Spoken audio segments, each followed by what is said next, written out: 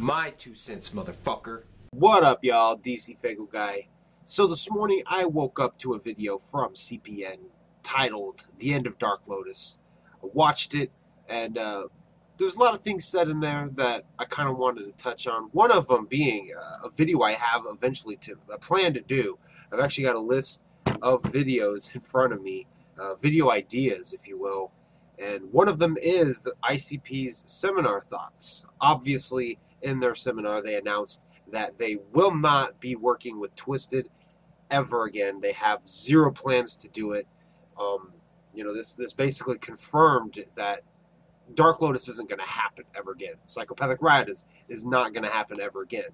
They didn't want people to get that false hope of it possibly, oh, maybe they'll surprise us. They kind of wanted to confirm and lay it to rest that it won't happen.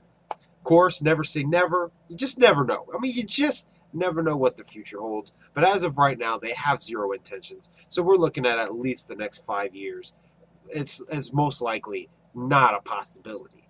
But anyway, this more or less is, it's concreted the fact that Dark Lotus is officially done, dead. And everybody, kind of wants it to continue. And that was kind of the basis behind CPN's video, was the end of Dark Lotus. And what makes it so epic now is the fact that it has an ending. He gave an example for Breaking Bad, which it was an okay show. I wasn't hugely a fan of it.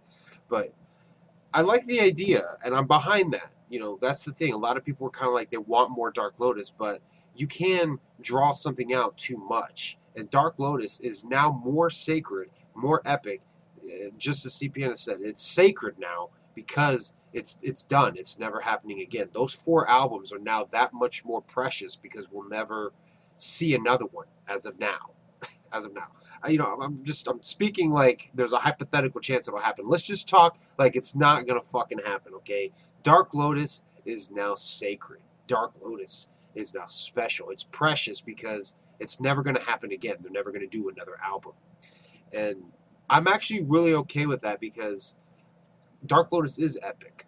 And that was one of the things that was so epic about this last album, was the fact that Twisted left Psychopathic, Blaze not long after. It was kind of like, will we ever see another Dark Lotus? And next thing you know, the very next year, they went one whole year off the label, and it was like, holy shit, they're coming back together for Dark Lotus. It was fucking epic, and that was a big thing. And that is what makes Dark Lotus so epic now, is the fact that it's such a rarity to be able to say, I went and saw Dark Lotus live. You can't fucking see the full thing. This is the tour shirt, man. There's some people that won't be able to say, I've seen Dark Lotus live. It's now a rare, special, sacred thing. And to that extent, my thoughts on, does it bother me? Absolutely not.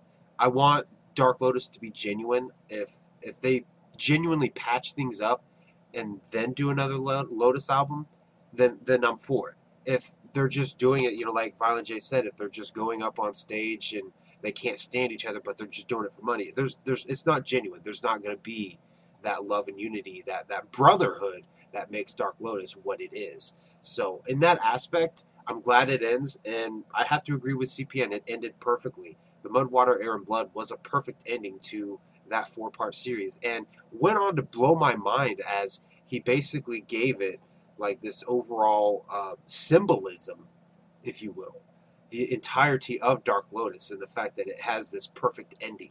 So the Mud, Water, Air, and Blood, focusing on those elements. So the mud, he then gave comparison to the Tales from the Lotus Pod. Obviously, all Lotuses start in the mud. The album Tales from the Lotus Pod, the Lotus Pod being the seed still in the mud. Black Rain then being when it rises up into the water. Opaque Brotherhood being when it sprouts into the air and begins to bloom. The track In Bloom was an example he gave. And then ends off with the Mud, Water, Air, and Blood, which obviously has the drought, and then you go into Let It Rain. You have this drought. I agree. It was a beautiful ending, and it blew my mind. It added so much more symbolism and awesome epicness to Dark Lotus. Those 4 albums are dope. And to be able to have that concept now behind the 4 albums makes it that much more epic to me. I thought that shit was awesome. I have a tattoo I want to get. I still want to get it.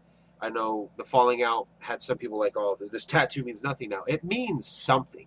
It was an era that existed. And now, if you want to take this and kind of use this symbolism for the albums, it's a dope concept behind a dope group that a lot of people gravitate to. It's fucking Dark Lotus. A lot of people love Lotus. I don't think I've ever heard one person say they don't like Dark Lotus. But I wanted to come on here and give my kind of response to that because I've just been thinking about it all day. And hell yeah. I mean, it sucks that Dark Lotus is officially disbanded, but on the same hand, it's that much more awesome. It's precious, it's sacred, and it's epic now because of it. Leave your thoughts down below, and thank you guys for watching.